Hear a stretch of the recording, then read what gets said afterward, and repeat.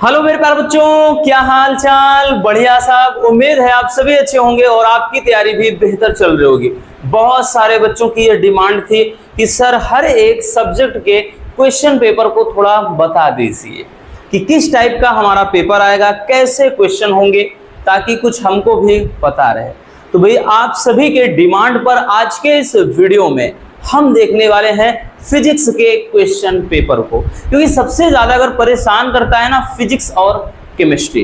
बाकी हम सभी सब्जेक्ट के क्वेश्चन पेपर को करवाएंगे, डोंट वरी। तो सबसे पहले आज हम देखेंगे फिजिक्स का क्वेश्चन पेपर, जो रियल वाला क्वेश्चन पेपर है, कोई मॉडल पेपर नहीं है, आया हुआ पेपर है अब की बार, यानी 2024। भाई 2024 में अभी हैं तो अब की बार ही है, ठीक है। तो ये आया हुआ पेपर है 2024 का बच्चों। चलिए देख लेते हैं कि क्वेश्चन पेपर किस तरह से आया था, कैसे क्वेश्चन थे, कितने क्वेश्चन थे, कौन क्वेश्चन कितने नंबर का होता है, सब कुछ देखने वाले हैं। और एक चीज और समझ लीजिएगा, आज के इस वीडियो में हम आपको ये चीज बोल रहे हैं कि भाई जो 100 नंबर का, यानी जो 100 क्वेश्चन, नंबर नहीं, जो 100 क्वेश्चन की लिस्ट करवाया था ना कि फिजिक्स में ये 100 क्वेश्चन तैयार कर लीजिए, सब कुछ हो जाएगा। तो आज आपको पता चल जाएगा कि भाई वो 100 क्वेश्चन कितने इंपॉर्टेंट है, आपको खुद मालूम पड़ेगा आज के इस वीडियो में। चलिए देख लेते हैं भाई। तो ये भौतिक विज्ञान यानी फिजिक्स का पेपर है बच्चों 2024 का। हालांकि वहां पर कलर आपका व्हाइट नहीं होगा, पेपर पीले रंग का होगा, बट सेम। और यहां पर होता है आपका, ये दिया रहेगा भैया कि 346 FY, 345 AB या फिर 348 ZY, कुछ भी ऐसे देगा। तो मतलब ये होता है सेट नंबर। जो बहुत सारे बच्चे बोलते हैं कि ये सर सेट आप बताते हैं क्या होता है, तो सेट यही होता है, ठीक है। और बाकी आपका पूर्णांक होगा बच्चों 70 नंबर का। और यहाँ पे भैया आपको अनुक्रमांक यानी अपना रोल नंबर फिल करना है। और यहाँ पर नाम जलेबी बाई, नहीं तो चिन्ना स्वामी, मुत्तो स्वामी, वेणुगोपाल अय्यर लिख दीजिएगा। अरे नहीं लिखना है भाई, अपना नाम लिखिएगा, किसी और का काहे लिखोगे। तो ये भैया यहाँ पर क्या नाम लिखना होगा। आई बात समझ में। उसके बाद बच्चों आपका इंस्ट्रक्शन दिया रहेगा भाई कि समय 3 घंटे 15 मिनट। अब जो 15 मिनट होते हैं वो आपको स्टार्टिंग में 15 मिनट एक्स्ट्रा दिए जाते, क्यों? ताकि उस 15 मिनट में आप क्वेश्चन पेपर को अच्छे से पढ़ लीजिए। आपके अंदर जो हड़बड़ाहट है, आपके अंदर जो बेचैनी है, आपके अंदर जो डर है, वो बाहर निकल जाए। होता ना कि भाई जैसे ही हम पेपर पाते हैं भाई रोम रोम खड़े हो जाते हैं, शरीर कांपने लगती है, ठीक, क्योंकि इतना बड़ा एग्जाम होता है इंटरमीडिएट का, तो भाई एक डर रहता है। तो इसीलिए 15 मिनट एक्स्ट्रा इसलिए होता है कि पहले इत्मीनान से पढ़िए। अगर आपको डर लग रहा है, हेजिटेशन हो रहा है, तो धीरे धीरे धीरे धीरे पेपर को पढ़ते पढ़ते आपका स्ट्रेस जो है, तनाव जो है, कम हो जाता है। तो सबसे पहले जो 15 मिनट, देखिए नोट में दे भी देता है बच्चों कि प्रारंभ के जो 15 मिनट है परीक्षार्थियों को प्रश्न पत्र पढ़ने के लिए निर्धारित है। तो आपको क्या करना है, देखिए दे देगा कि फर्स्ट 15 मिनट्स आर कह रहा है कि allotted for the candidates to read the question paper, मतलब पढ़ने के लिए आपको दिया जाएगा, है ना। अब उसके बाद चलिए देखते हैं भाई, आपका ये हो जाएगा। अब निर्देश में दिया रहेगा, निर्देश में सारी चीजें हैं कि मतलब कौन सा क्वेश्चन कितने, यानी all the question are compulsory, हर क्वेश्चन अनिवार्य है। आपका पेपर भाई 5 खंडों में होगा, खंड आ, खंड बा, खंड सा, खंड दा, खंड या करके ऐसे, ठीक। आ में बहुविकल्पी होगा और प्रत्येक 1 नंबर का होगा, मतलब ऐसे सब दिया रहेगा कि भाई कौन वाले खंड में कौन सा क्वेश्चन कितने नंबर का होगा। तो ये बच्चों दिया रहेगा, ठीक है। चलिए हम डायरेक्टली, तो ये सब आपको केयरफुली पढ़ना है भैया। अब जब पढ़ लेंगे सब कुछ बच्चों, देखिए वही चीज इंग्लिश में भी दिया रहेगा, तो इसको हम जल्दी से ऊपर कर लेते हैं। अब देखिए आपका आ गया खंड आ। खंड आ बोले तो इंग्लिश में सेक्शन ए। अब यहां से आपका बहुविकल्पी, बहुविकल्पी 6 होंगे, फायदा है आपका 6 नंबर फ्री के।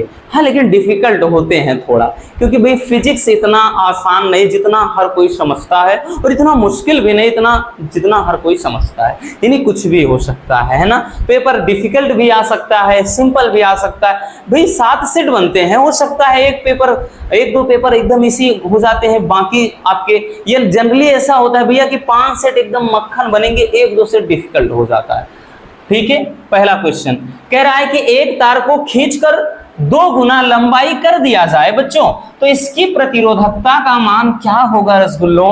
आपके ऑप्शन है 4 गुना, 8 गुना, 16 गुना या फिर अपरिवर्तित। एक बात समझिएगा, हमने एक फार्मूला बताया था, जब भी नया प्रतिरोध निकालना हो R डैश बराबर, तो हमने बताया था n स्क्वायर गुणे पुराना प्रतिरोध।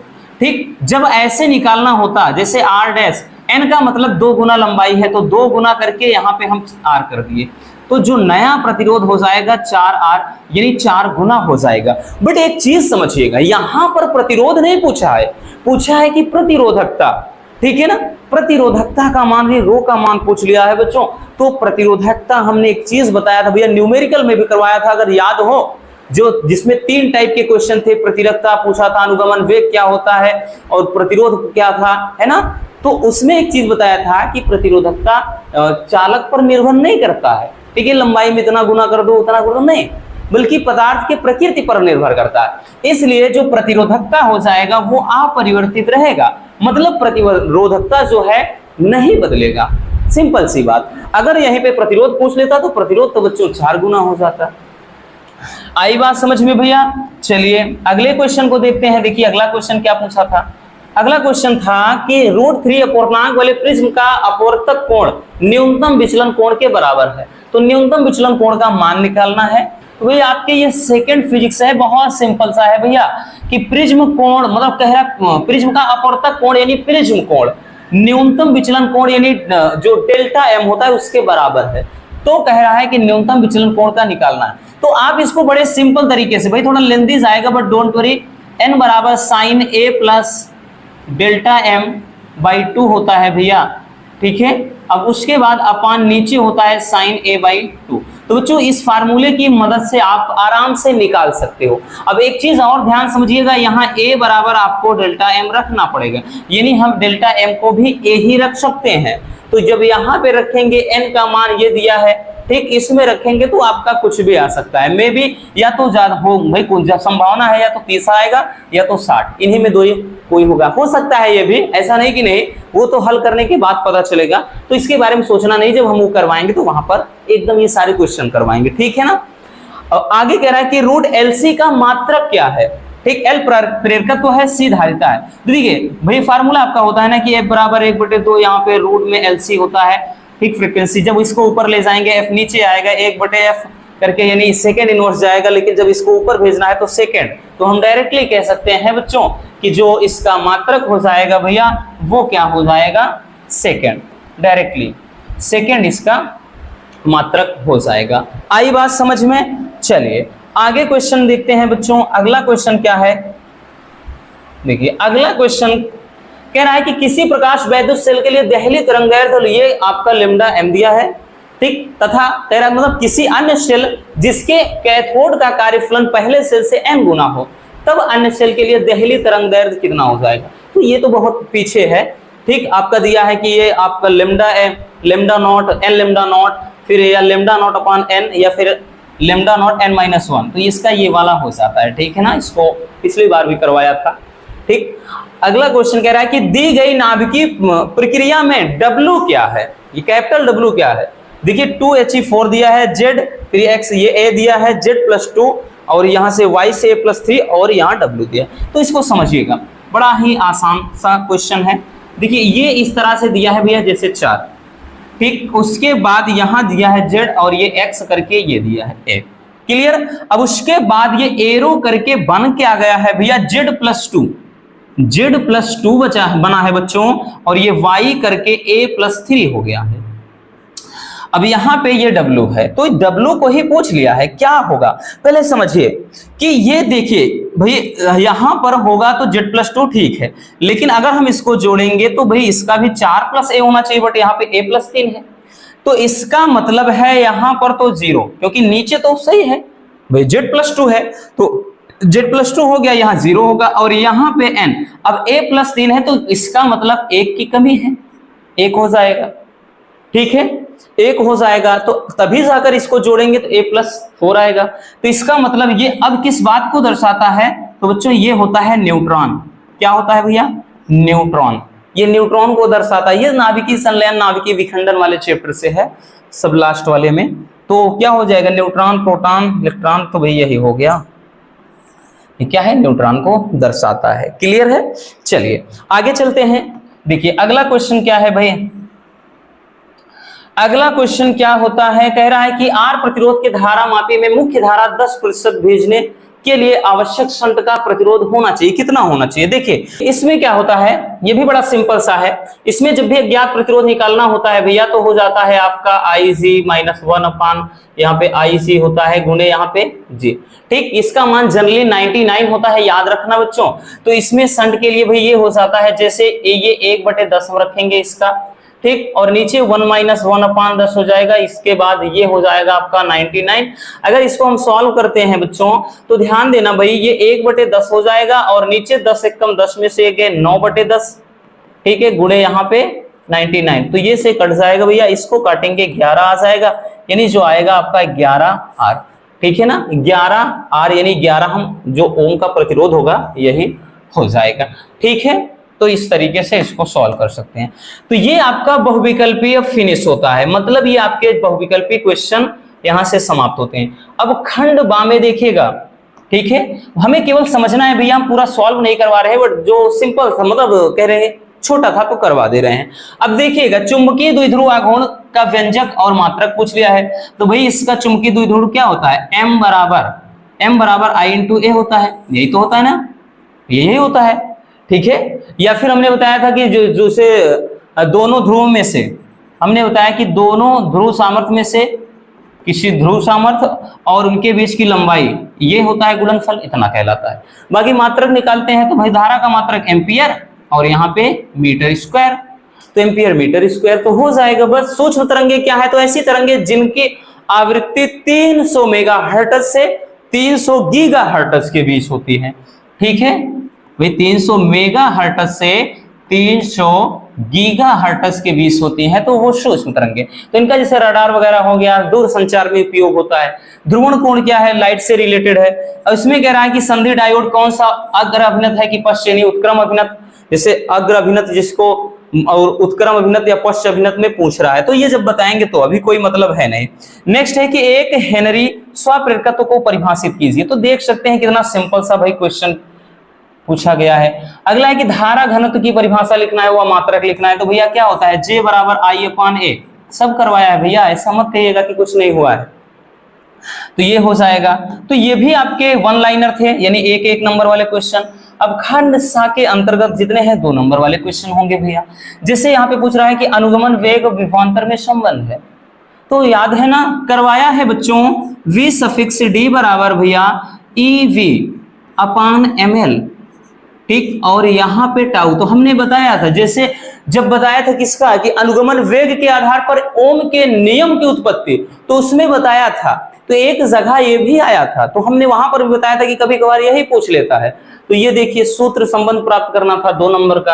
अगला क्वेश्चन कह रहा है समान गतिज ऊर्जा के प्रोटॉन तथा अल्फा कण के संबंध में डी ब्रोगली तरंगदैर्घ्य का अनुपात। तो भाई जब अब सेकंड पढ़ाया ही नहीं तो टेंशन काहे का।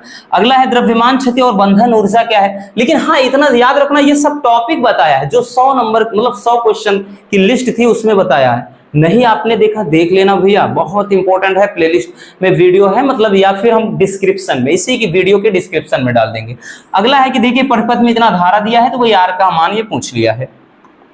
ठीक, तो आपके देखिए न्यूमेरिकल भी साथ चलते रहेंगे, ऐसा नहीं है कि केवल सब थ्योरी वाला ही क्वेश्चन रहेगा। अब देखिए जो खंडता है यानी सेक्शन डी, इसमें 3 नंबर वाले क्वेश्चन होंगे, 10 क्वेश्चन होते हैं इसमें, याद रखना भाई। तो जैसे यहाँ पे पूछा है विस्थापन धारा क्या है, बताया था, इससे रिलेटेड आपका एक न्यूमेरिकल दिया है। अगला क्वेश्चन देखते हैं, ये सब 3 नंबर वाले होंगे भैया। ठीक, जैसे यहाँ पे देख सकते हैं आप, ये आपका दिया है किससे, धारिता वाला चैप्टर से एक क्वेश्चन दे दिया है। अगला है कि 2 समांतर तथा सीधे धारा वाली मतलब धारावाही चालक के बीच लगने वाला बल कब आकर्षण होगा और कब प्रतिकर्षण होगा। सेम टू सेम हूबहू यही चीज आपको बताया था कि वीडियो में जब हमने 2 समांतर धारावाही चालक तारों के बीच लगने वाले बल का व्यंजक प्राप्त किया था, तो बताया था बच्चों, ऐसे भी पूछता है कभी कभार भैया, उसमें बताया था कि जब उसमें क्या है समान धारा बहेगी तो आकर्षण, विपरीत प्रतिकर्षण, ये बताया था कि नहीं, याद है कि नहीं कुछ, तो जाकर जब देख लेंगे, नहीं देखा है तो पता चल जाएगा। अगला है कि अनुनादी परिपथ क्या है, और याद करो भैया हमने एलसीआर सर्किट के लिए बताया था कि इसमें प्रतिबंध मतलब वो क्या कहते हैं जिसमें प्रतिबाधा होता है, ठीक है, और अनुनाद की स्थिति के लिए आवृत्ति का व्यंजक हो जाए, आपका इसमें कलांतर का व्यंजक हो जाए। ठीक, तो ऐसे बहुत होते हैं। ठीक, चलिए नेक्स्ट देखते हैं क्या है। नेक्स्ट क्वेश्चन पे अगर आप देखेंगे तो आइंस्टीन का प्रकाश वैद्युत समीकरण, तो ये भी बताया था कि पूछा जाता है 3 नंबर में, ठीक है। तो इस टाइप का इसमें हो जाएगा। अब क्वेश्चन नंबर 5, क्वेश्चन नंबर 5 के अंतर्गत भी जितने क्वेश्चन है सब 3 नंबर वाले ही हैं। जैसे यहां पूछा है कि समरूप चुंबकीय क्षेत्र में धारावाही लूप पर कार्य करने वाले बलाघूर्ण का व्यंजक, बताया है ना रसगुल्लों, करवाया है निगमन भैया कि हमने एक समान चुंबकीय क्षेत्र में धारावाही लूप पर लगने वाले बलाघूर्ण का व्यंजक बताया है, ठीक है ना। प्लेलिस्ट में वीडियो है, जाके देख लेना। और अगला जैसे दिया गया है, अब देखिए ये आपका भाई इसमें I1 I2 मतलब धारा का मान पूछ लिया है, ठीक है, न्यूमेरिकल है। अथवा में देख सकते हैं क्या पूछा है, तो अथवा में देखिए पूछ लिया है कि एक आपका प्रत्यावर्ती धारा समीकरण दिया है LCR सर्किट का, ये आपका देख सकते हैं LCR सर्किट। और ये तो मोस्ट इंपॉर्टेंट, मोस्ट मतलब कह रहे हैं सबसे ज्यादा पूछा जाता है इस चैप्टर से, LCR से बताया था। अगर 100 नंबर वाले जो 100 मतलब नंबर थे यानी 100 क्वेश्चन थे उसमें बताया था, देख लीजिए कि LCR सर्किट से रिलेटेड न्यूमेरिकल भी बनते हैं। ज्यादातर तो ये 5 नंबर में बनता है, लेकिन यहाँ 3 नंबर में पूछ लिया है, इससे रिलेटेड ये क्वेश्चन है। अब अगला देखते हैं, जिसे क्वेश्चन आया था भाई 3 नंबर में कि वैद्युत परिपथ के लिए किरचॉफ के दोनों नियम क्या हैं। अब देख लीजिए भाई कितना मतलब इंपॉर्टेंट है, बताया था, आया भी है, ठीक है। तो यहाँ पर इसीलिए जो पिछले साल के बच्चे हैं ना वो बहुत ही ज्यादा भाई खुशी थे, बहुत ज्यादा, इसलिए कि जो कुछ भी बताया गया था, जो कुछ भी हमने बताया था पूरा का पूरा मिल गया था। इसीलिए बच्चे न जाने भी अगर देखा जाए 300-400 किलोमीटर से दूर से हमसे मिलने चले आए थे घर पर, ठीक है। तो ये चीज होता है भैया प्यार। चलिए अगला क्वेश्चन देखिए, हाइगेंस के द्वितीयक तर्किकाओं के सिद्धांत के आधार पर हमने बताया था परावर्तन की व्याख्या और अपवर्तन की व्याख्या लास्ट में है। तो देखिए पूछ लिया था अपवर्तन की व्याख्या, ठीक है, 3 नंबर में। और नेक्स्ट क्वेश्चन देखते हैं, तो नेक्स्ट क्वेश्चन आपका एक ये न्यूमेरिकल पूछ लिया है। ये क्वेश्चन 2019 में भी आया था, 19 में भी आया था, सेम टू हूबहू क्वेश्चन, और फिर से पूछ लिया क्योंकि काफी टाइम हो गया, तो इसके बाद ये फिर से इसको रिपीट कर दिया। अब देखते हैं भाई, अब जो क्वेश्चन होगा ना बच्चों, ये तो आपके हमने बताया, अब जो क्वेश्चन होंगे भैया 5 नंबर वाले, यानी सेक्शन ए या खंड या में जितने क्वेश्चन होंगे अब यहां से 5 नंबर वाले। जैसे पहला क्वेश्चन, यानी वैसे क्वेश्चन नंबर 6 है, देखिए दिया है वैद्युत द्विध्रुव की निरक्षीय स्थिति में वैद्युत क्षेत्र की तीव्रता का बिंदु, ठीक है, मतलब निरक्षीय स्थिति में। अथवा में देखिए क्या दे दिया है कि गाउस, यानी वही चीज है गाउस का नियम दिया है, इसकी सहायता से किसी बिंदु आवेश के कारण उत्पन्न वैद्युत क्षेत्र की तीव्रता का व्यंजक। तो देख सकते हैं अथवा में मतलब 5 नंबर वाले में यही तो फायदा होता है, अथवा में सब क्वेश्चन रहेगा, ठीक है। इसलिए आपके लिए बहुत ज्यादा टेंशन की बात नहीं होती है, क्योंकि एक नहीं तो दूसरा कर ही लोगे, ठीक। जैसे ये तो भाई देख सकते हैं दोनों सिंपल है, आप कर सकते हो बबुआ, कोई दिक्कत नहीं। अगला जैसे दिया है भाई सेकंड से भी तो रहेगा ना, सेकंड फिजिक्स से, तो इसमें प्रकाश के व्यतिकरण के लिए आवश्यक शर्तें याद है कि नहीं, बताया था, उसमें 100 क्वेश्चन जो थे। अथवा में जैसे दे दिया है भाई आपका यहाँ पर 2 संपर्क में रखे, एक चीज ये देखिएगा, 2 ये संपर्क में रखे 2 लेंस की संयुक्त फोकस दूरी के लिए बताया था, या तो न्यूमेरिकल बनेगा या तो इस पे डेरिवेशन ही पूछ लेता है। और अगला देख लीजिए, हाइड्रोजन स्पेक्ट्रम के लिए बोहर की कह रहा है कि मतलब ये हाइड्रोजन परमाणु के लिए बोहर की परिकल्पना क्या है, ठीक। और इससे आधार पर कह रहा है कि बंधन ऊर्जा, कोणीय संवेग, कुल ऊर्जा निकालना है। बताया था भैया कि जो बोहर यानी इन्होंने क्या है, जो अगर हम देखा जाए तो रदरफोर्ड के अल्फा कण प्रकीर्णन का सिद्धांत था, उनकी कमियों को कैसे दूर किया था और अपना क्या सिद्धांत दिया था, ये पूछा जाता है, ठीक। अथवा में क्या पूछ लिया था, नाभिकीय विखंडन, देखिए 5 नंबर में है लेकिन ज्यादातर 3 नंबर में पूछता है, फिर भी आपके लिए ही फायदा है। तो नाभिकीय विखंडन और नाभिकीय संलयन में क्या अंतर होता है, और प्रत्येक को एक उदाहरण के द्वारा दर्शाना है, ठीक है।